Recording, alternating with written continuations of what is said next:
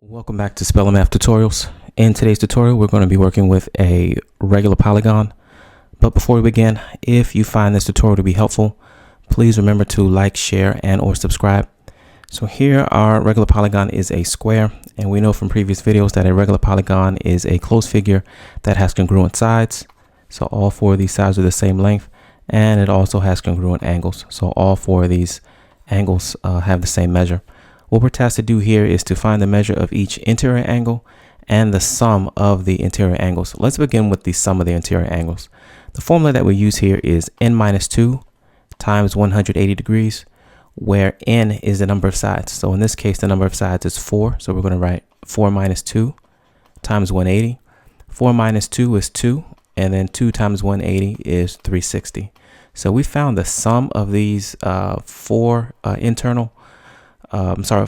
interior angles to be 360 degrees, but now we want to find the measure of each individual angle. Well, to do that, we're just going to take the 360 and we're going to divide that by n. In this case, n is 4, which is the number of sides, and n goes into 360 90 times. So the measure of each angle here is 90 degrees. All right, another technique that we could have used is we could have drawn a series of lines here or a single line in this case, from this vertex to the vertex here. And notice that we've created two triangles.